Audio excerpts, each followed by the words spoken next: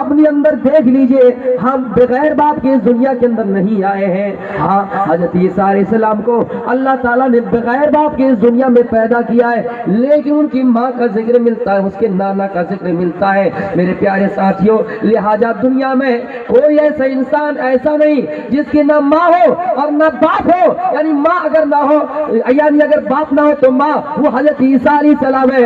حضرت آدم علیہ السلام کو اللہ تعالیٰ نے بغیر ماں باپ کے پیدا کیا ہے، اس لیے کہ انسان کا سلسلہ وہیں سے شروعات ہے، وہیں سے اسٹارٹنگ ہے۔ اس کے بعد آپ دیکھ لیجئے دنیا کے اندر کوئی ایسی ہستی ہے، دنیا کے اندر کوئی ایسا انسان ہے جو بغیر ماں اور بغیر باپ کے پیدا ہوا ہے۔ لہٰذا مسلمانوں، ہماری ماں ہے، ہمارا باپ ہے، لہٰذا ہم سے پہلے کسی چیز کا ذکر ملتا ہے۔ لہٰذا ہاں، اگر کوئی ذات ہے تو اللہ تعالیٰ ہے، جن سے پہلے کسی چیز کا پتہ نہیں چلتا ہے۔ یہ آسمان اور زمین کتنے مضبوط سے اللہ تعالیٰ نے ہمارے لیے بنائے ہیں۔ یہ آسمان ہمارے لیے چھت کے مانند قرار دیے گئے ہیں۔ یہ آسمان جو بغیر ستون کے ہم اور آپ دیکھ رہے ہیں، یہ زمین جو بچھائی گئی ہے ہل ڈل نہیں کر رہی ہے۔ ہم تھوڑی سی چیز اگر کہیں رکھ دیں، تھوڑا سا کاغذ کا پتہ ہم رکھ دیں، وہ ہل ڈل کرتی ہواؤں میں ادھر سے کبھی ادھر، ہم اس کو سیفٹی کر کے رکھنے کے لیے، ہم اس کو سرکشت رکھنے کے لیے اس کے چاروں کونے میں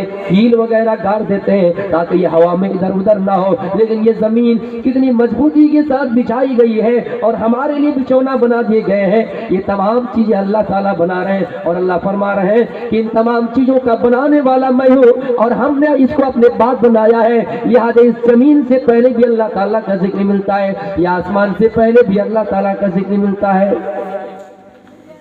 اس منتر میں یہ کہا، وہ ایشور ایسے ہوں گے جو سب سے پہلے ہوں گے۔ لہٰذا سب سے پہلے اگر کوئی ہے تو اللہ تعالیٰ ہے، اللہ تعالیٰ سے پہلے کوئی نہیں ہے۔ انسان کے پیدا کرنے سے پہلے جنات کا ذکر ملتا ہے، لیکن وہ جنات سے پہلے بھی اللہ تعالیٰ کا ذکر ملتا ہے۔ اگنی میلے پروہتم یجنس دیوم ریتیوجم او ترام رتن دھاتمم۔ میں اس ایشور کے نام سے شروع کرتا ہوں، یا کیا کہا، شروع کرتا ہوں۔ مسلمانوں، اپنے مذہب کے بارے میں پڑھا کرو، قرآن پڑھا کیجئے۔ ہمارا ہر وہ کام بسم اللہ سے شروع ہے، اللہ کے نام سے آغاز ہے۔ ہم نے یہاں ان کے بارے میں لوگوں میں بہت سی کمیاں دیکھی، ہم نے یہاں عورتوں میں بے پردگیاں بہت زیادہ دیکھی، ہم نے یہاں لوگوں کو دیکھے کہ علم سے بہت دور ہے، کوسوں دور ہے۔ ہمارا ہر وہ کام اللہ کے نام سے شروع ہوتا ہے۔ اب دیکھ لیجئے دنیا کے اندر کوئی ذات اور دنیا کے اندر کوئی ایسا مذہب دکھا دیجئے جو ہر موڑ پہ ایشور کا نام لے بھی تو الگ الگ ایشور کا نام لیتا ہے، لیکن یہاں صاف یہ کہا گیا کہ ہم اس ایشور کے نام سے شروع کرتے ہیں جو سب سے پہلے ہے۔ کسی انسان کا اور کسی بھگوان کا نام کلیئر نہیں لیا گیا۔ اسلام میں جب مسلمان کھانا کھانے بیٹھتا ہے تو سب سے پہلے اللہ کا نام لیتا ہے، جب کھانا کھا کے فارغ ہوتا ہے تو سب سے پہلے اللہ کا نام لیتا ہے۔ یہاں تک کہ کوئی انسان دن بھر کا تھکا ہوا انسان ہے، رات میں سونے کے لیے جاتا ہے تو اللہ کا نام لیتا ہے، پھر جب صبح جاگتا ہے تو اللہ کا نام لیتا ہے، قضاء حاجات کے لیے جاتا ہے تو اللہ کا نام لیتا ہے۔ کوئی انسان اپنی بیوی سے جمع کرنے کے لیے جاتا ہے تو سب سے پہلے اللہ کا نام لیتا ہے۔ مسلمانوں، جب کوئی نماز ادا کرنے کے لیے سب سے پہلے وضو کرنا شروع کرتا ہے تو سب سے پہلے اللہ کا نام لیتا ہے۔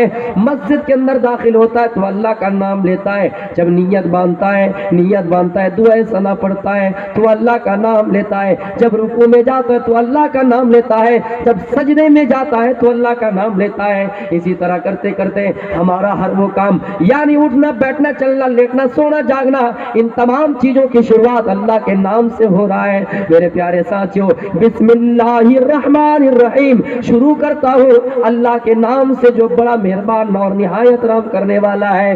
مسلمان اگر قرآن پڑھتا ہے، قرآن کی تلاوت کرتا ہے تو ہر صورت میں بسم اللہ پڑھتا ہے، اللہ کا نام لیتا ہے۔ لہذا یہ منتر ہمیں آپ کو یہی میسج دیتا ہے، قرآن کی ابتدا، قرآن کی سورتوں کی آغاز، کام کا آغاز اللہ کے نام سے ہو رہا ہے۔ میرے پیارے ساتھیوں، اسلام تو ہمیں وہی سکھاتا ہے، اسلام تو ہمیں اسی چیز پر پابندیاں لگا دی ہیں۔ اے مسلمانوں، تم ایسا ہر وہ کام کرو، ہر وہ اچھا کام کرو جس کام काम का आगाज अल्लाह के नाम से हो ताकि तुम्हें उसमें नेकियां मिले। इस्लाम तो हमेशा ही सिखाता है कि अच्छाई करने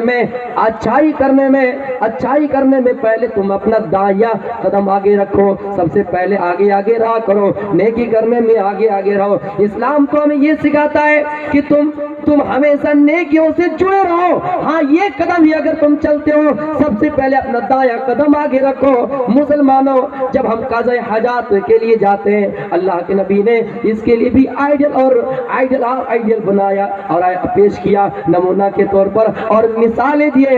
आए लोगों, आए सहाबाओ, जब तुम काज़ा हाजात के लिए जाओ तो सबसे पहले अपना बायां पैर रखो। मस्जिद के अंदर जाओ तो दायां पैर रखो, इसलिए कि जब तुम मस्जिद के अंदर होते हो तुम्हारा सबसे पहले दायां पैर आगे रहता है, उसके बाद बायां पैर, और जब काज़ा हाजात के लिए जाते हो तो सबसे पहले बायां पैर, और निकलते वक्त सबसे पहले दायां पैर निकल रहे हो।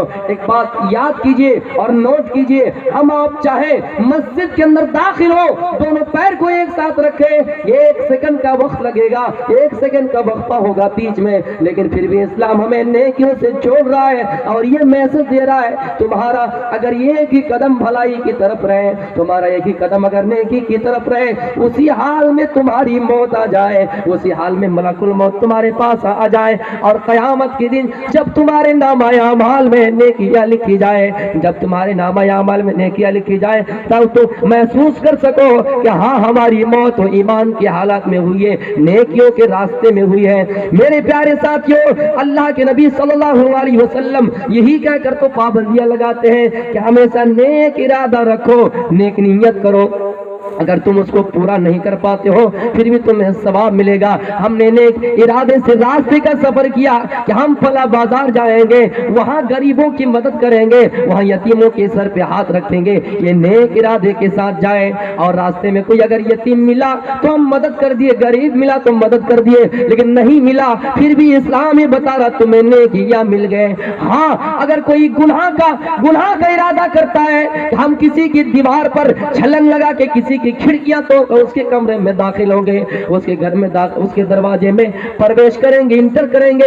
हाँ, अगर वो दरवाजे को इंटर करता है, क्रॉस करता है तो गुनाह लिखे जाएंगे, वरना उसके गुनाह नहीं लिखे जाएंगे। इस्लाम हमें हर कदम पे नेकियों से जोड़ रहा है, इस्लाम हमें हर मोड़ पे नेकियों से जोड़ रहा है और नेकियों का रास्ता हमवार कर रहा है। एक शख्स ऐसा गुजरा जिन्होंने 97 इंसान को मार दिया, 97 इंसान का कातिल बन गया। अब उसके दिल में गैरत जागी, ईमान पैदा हुआ और ये दिल में सोचा कि मैं अपने अंदर ईमान पैदा करो। अल्लाह ताला से दुआ करो, अल्लाह हमारे इन गुनाह को माफ करके हमें जन्नत के अंदर दाखिल कर दे।